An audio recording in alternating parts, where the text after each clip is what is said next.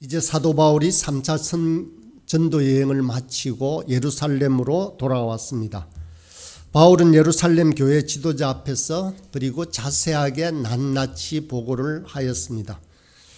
예루살렘 지도자들은 바울의 선교 보고를 들으면서 바깥에는 흥분한 유대인들이 당신을 지금 기다리고 있는데 그들 앞에서 율법의 의식법을 지키는 것을 보여주므로 그런 오해를 풀어주자라는 그러한 건의가 들어왔습니다. 여기서 말하는 유대인들의 오해란 바로 바울이 모세의 율법을 폐지하고 할례를 행하지 말자라고 주장했다는 오해입니다. 물론 바울이 율법을 행함으로 구원받지 못함을 주장한 것은 사실입니다.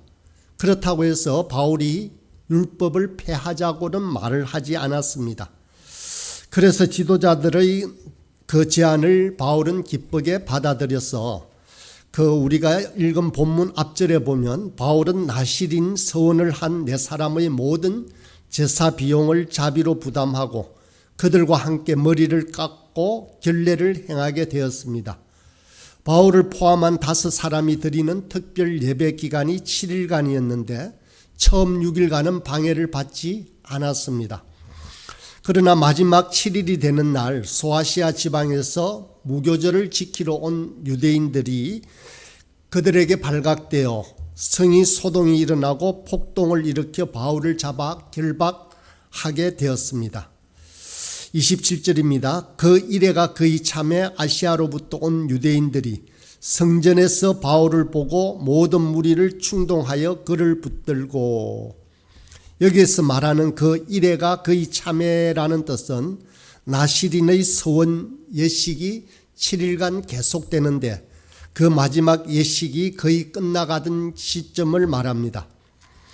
바울이 이 의식법에 동참한 것은 교회의 평안을 위하여 또 동족인 유대인들이 바울 때문에 실족하는 사람이 없기를 바라는 마음으로 그 제안을 받아들였습니다. 그런데 오늘 본문을 보면 유대인들의 감정을 누그러뜨릴 수가 없게 됩니다. 아시아로부터 온 유대인들이 소동을 일으켜서 바울을 붙잡았습니다. 여기서 말하는 아시아로부터 온 유대인들이라고 하는 것은 바울이 복음을 전한 소아시아 지방, 즉 에베소, 비시니아, 갈라디아 지방에서 온 유대인들을 말합니다. 에베소에서 3년간 바울이 복음을 전했는데 그들이 바울의 얼굴을 익히 알고 있었습니다. 그곳에서 바울은 율법을 지킨다고 구원받고 천국 가는 것이 아니라 예수 그리스도의 십자가와 부활을 믿어야 구원받고 천국에 간다라고 확실한 복음을 전했기 때문에 그들이 그것을 듣고 그곳에서도 흥분하였습니다. 그래서 바울을 잡아 죽이려고 하였지만 그곳은 이방의 땅이었기 때문에 함부로 할 수가 없었습니다. 그런데 이제 본토 예루살렘에서 만났으니 좋은 기회다 하여 모든 무리를 충동하여 이 바울을 붙잡으려고 하는 것입니다. 그런데 바울이 붙잡힌 곳이 바로 성전이었습니다. 여기서 말하는 성전이라고 하는 것은 이스라엘인의 뜰을 가리킵니다. 당시 성전은 지성소 앞에 제사장의 뜰, 유대인의 뜰, 그 밖에 한 층이 낮은 이방인의 뜰이 있었습니다. 이방인의 뜰과 유대인의 뜰 사이에는 높은 담으로 경계가 져 있었습니다. 그래서 이방인들은 이방인들의 뜰까지만 들어갈 수가 있었습니다. 당시 그것을 어기면 사형에 처한다라고 헬라어와 라틴어로 그것에 표시가 되어 있었습니다. 그런데 모든 무리를 충동하여 그를 붙들고라는 여기에서 아시아에서 온 선봉자 유대인 몇이 본국에 살면서 명절을 지키러 온 모든 유대인들을 선동하여 바울을 붙잡으려고 하는 것입니다. 28절과 29절을 보겠습니다. 외치되 이스라엘 사람들아 도우라. 이 사람은 각처에서 우리 백성과 율법과 이곳을 비방하여 모든 사람을 가르치는 그자인데 또 헬라인을 데리고 성전에 들어가서 이 거룩한 곳을 더럽혔다 하니 이는 그들이 전에 에베소 사람 드로비모가 바울과 함께 시내에 있음을 보고 바울이 그를 성전에 데리고 들어간 줄로 생각함이러라. 유대인들이 바울을 붙잡은 이유가 무엇입니까? 그들이 말하는 바울의 제목은 바로 성전 모독죄입니다. 선동가가 큰 소리로 외칩니다. 이스라엘 사람들아 도우라라고 합니다. 이 말은 즉 우리와 함께 행동하자는 것입니다. 이 사람은 바울을 가리키고 각 처에서는 바로 바울이 아시아 지방에서 복음을 전했다라는 사실을 말하고 있습니다. 그런데 저들의 입에서 나온 말들은 정말 중대하고 무서운 말입니다. 유대인들의 세 가지 자랑거리가 있습니다. 그것은 바로 유대인이라는 선민의식과 또 하나는 율법과 그리고 또 하나는 성전입니다. 그래서 이 우리 백성과 율법과 이곳을 비방하였다라고 말을 하는 것입니다. 유대인들이 선민의식과 율법과 이곳 성전을 모독한 자가 바로 바울이라고 그들은 선동하고 있는 것입니다. 유대인들의 골수를 건드리는 말이고 몇 번을 쳐 죽여도 한이 차지 않는 치욕적인 제목들을 나열하고 있는 것입니다. 본문에서 말하는 성전은 유대인의 뜰을 의미합니다. 오늘날에도 지금 그곳에 가면 유대인들은 과거에 있었던 성전이 있었던 터에는 함부로 들어가지 않을 만큼 엄격합니다. 하물며 초대교회 당시는 두말할 필요도 없었을 것입니다. 그래서 당시에 심지어 로마의 시민이라고 할지라도 성전에 들어갔을 경우에는 사형에 처하도록 허가가 되어 있었습니다. 이만큼 로마 정부조차도 유대인들의 종교를 보장해 준 것입니다. 그런데 29절을 보면 바울이 이방인을 데리고 성전에 들어간 것이 아닙니다. 저희가 전에 에베소 사람 드로피모가 바울과 함께 성내에 예루살렘 성 안에 있는 것을 보고 지레짐작으로 성전에 데리고 갔다라고 고발하고 있는 것입니다. 이것은 거짓말입니다. 본문에 나오는 드로피모는 에베소에서 예루살렘의 흉년을 만난 형제들을 도우기 위해서 구제 헌금을 가지고 바울과 함께 예루살렘으로 온 사람을 말합니다. 그런데 드로피모가 바울과 함께 성전에 들어갔다 하여 자신들이 자랑하는 이방인들과의 구별이 무너졌다라고 지금 아우성을 치고 있는 것입니다. 30절에 보니 온 성이 소동하여 백성이 달려와 모여 바울을 잡아 성전 밖으로 끌고 나가니 문들이 곧 닫히니라. 온 성이 소동하였다라고 합니다. 바울이 이렇게 잡히는 모습들은 정말로 온 예루살렘 성을 혼동케 하고 소란케 하는 모습이었습니다. 이제 격앙된 감정으로 바울을 죽일 상황이 다가왔다라는 것입니다. 바울을 잡아가지고 그들은 밖으로 끌고 나갔습니다. 성문을 닫아버렸습니다. 이제 바울을 바로 죽일 분위기입니다. 그냥 두면 바울은 이제 죽게 됩니다. 그런데 이때 천부장이 군사들을 데리고 와서 바울을 잡았습니다. 쇠사슬로 묶었습니다. 그런데 이것을 알고 보면 바울을 잡은 것이 아니라 오히려 바울을 보호하게 되는 것입니다. 이것이 바로 하나님의 방법입니다. 마치 다니엘이 모함하는 사람들에 의해서 사자굴 속에 들어간 것은 나중에 알고 보니 다니엘을 잡은 것이 아니라 다니엘을 보호한 결과가 되는 것처럼 말입니다. 다니엘의 세 친구의 경우도 마찬가지입니다. 7배나 뜨거워진 부물 속에 던져진 것은 그들을 죽이려고 한 것이 아니라 그들을 살리고자 하신 하나님의 계획이었습니다. 사명이 있는 자는 결코 죽지 않습니다. 불시험이 와도 사자굴에 있는 던짐을 받아도 하나님이 보호해 주시는 것을 볼 수 있습니다. 본문에서 문을 닫아버린 것은 바울 사도에게 변호의 기회를 막은 것이고 신변 부장을 불허한 것입니다. 이것은 하나님의 뜻을 거역한 것입니다. 31절부터 32절까지 보겠습니다. 그들이 그를 죽이려 할 때 온 예루살렘이 요란하다는 소문이 군대의 천부장에게 들리매 그가 급히 군인들과 백부장들을 거느리고 달려 내려가니 그들이 천부장과 그 군인들을 보고 바울 치기를 그치는지라. 유대인들이 정식 재판도 없이 바울 사도를 죽이겠다고 요란을 떠니 그 소문이 온 성에 퍼져나갔습니다. 급기야는 당시 공권력을 가진 치안 담당자인 천부장에게도 그 소문이 들린 것입니다.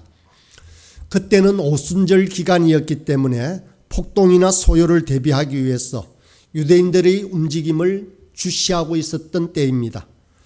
그러자 그 소식이 매우 신속하게 보고되었습니다. 이 당시 천부장은 글라우디오 루시아라는 사람이었습니다. 이때 군대의 본부는 성정 북서쪽의 언덕 위에 세워진 안토니아 성에 있었습니다. 그 천부장이 직접 백부장들을 대동하고 현장에 갔다라고 하는데 당시 동원된 인원이 약 200명 내지 300명 정도인 것 같습니다. 바울 한 사람만 붙잡으려면 이렇게 많은 인원이 필요하지 않았습니다. 10명이나 20명 정도면 충분하였습니다. 그러나 데모나 폭동 때는 몇 사람을 가지고는 안 되기 때문에 많은 군사가 온 것입니다. 하나님의 손길은 조금도 착오가 없습니다. 빈틈이 없으십니다. 이대로 두면 바울은 죽임을 당하고 맙니다. 스데반처럼 돌에 맞아 죽습니다. 그런데 하나님께서 죽도록 내버려 두지 않으십니다. 그래서 로마의 천부장을 보내어 보호하시는 것입니다. 백부장과 천부장이 오니 당시 흥분한 사람들은 바울을 죽이지 않습니다. 죽이려고 하다가 멈추었습니다. 왜 멈추었겠습니까? 만일 천부장이 보는 데서 돌로 쳐 죽였다면 이것은 로마법을 어기는 것입니다. 그런 거로 돌을 든 사람이나 처형한 사람은 로마법에 의해서 벌을 받아야 합니다. 그래서 저들은 바울을 죽이려고 하는 행동을 멈추었습니다. 당시 이스라엘 식민지로 있었던 이 예루살렘의 유대인들은 사형을 집행할 수 있는 권한이 없었습니다. 예수님 당시에도 예수님을 죽이려고 사내들인 유대 종교재판에 의해서 사형 판결을 받은 후에도 빌라도에게 다시 끌고 가 재판을 받게 했던 경우가 바로 이런 경우입니다. 이스라엘은 사형을 집행할 수가 없었기 때문입니다. 드디어 바울은 로마 군인에게 체포됩니다. 하지만 로마 군인 백부장과 천부장이 바울을 체포하려고 체포한 것이 아닙니다. 아까도 말씀드렸지만 그냥 놓아두면 바울이 죽겠으니 바울을 보호하기 위해서 체포한 것입니다. 그리고 뒤에 계속 읽어가면 아시겠지만 2년 동안을 재판 없이 가이사랴에 가두어 두게 됩니다. 왜 바울을 2년 동안 재판도 없이 가두어 두었을까요? 만약 바울을 내어놓으면 당시 그를 죽이려고 하는 사람들이 널려 있었기 때문입니다. 심지어는 바울을 죽이기 전까지는 먹지도 않겠다라고 작정하는 사람들이 수없이 있었습니다. 바울은 이것을 가르쳐서 후에 빌립보서 1장 12절에서 나의 당한 일이 도리어 복음의 진보가 된 줄을 너희가 알기를 원하노라 라고 말했습니다. 바울이 내가 당한 일이 무엇이겠습니까? 그는 예루살렘에서 체포되어 가이사랴에서 2년 동안 갇혀 지내다가 로마까지 왔고 감옥에서는 쇠사슬에 묶여 있다라는 이 상황을 이야기하는 것입니다. 그러나 바울은 내가 당한 일, 이 많은 고통과 긴 시간, 이것은 잘못된 시간이 아니라는 것입니다. 오히려 복음의 진보가 된 것을 너희가 알기를 바란다라고 고백하고 있는 것입니다. 그렇습니다. 천부장이 바울을 잡아 쇠사슬을 결박시켜서 가두었습니다. 우리는 어쩌면 이것을 보고 바울이 끝장났다라고 생각할 수도 있습니다. 그러나 바울을 잡은 것이 아니라 보호한 것입니다. 폭도들로부터 보호받게 된 것입니다. 이것이 하나님의 방법입니다. 하나님은 당신의 자녀들을 살리기 위해서 이방 군대도 동원하시는 분이십니다. 사명이 있는 자는 결코 헛되이 죽지 아니합니다. 하나님이 보호하시기 때문입니다. 바울은 죽음을 눈앞에 든 순간에도 하나님을 전적으로 의뢰했음을 알 수 있습니다. 우리는 모든 것을 주관하시는 하나님을 전적으로 신뢰해야 합니다. 하나님의 주권을 인정하지 않는다면 우리의 신앙은 모든 것이 우리 자신을 기준으로 잣대를 세울 수밖에 없습니다. 그러나 하나님은 우리의 잣대로 세워지는 가치가 결코 아닙니다. 우리의 감정이나 우리의 생각, 우리의 이성으로 존재하는 분이 아닙니다. 하나님은 스스로 존재하시며 천지 만물과 우리 자신을 만드신 분이십니다. 그 하나님이 우리를 사랑하십니다. 그분이 우리를 자녀 삼으신 것입니다. 절대적인 권한을 가지신 바로 절대자 하나님이 우리를 보호하시는 것입니다. 바울은 이것을 분명하게 알고 있었습니다.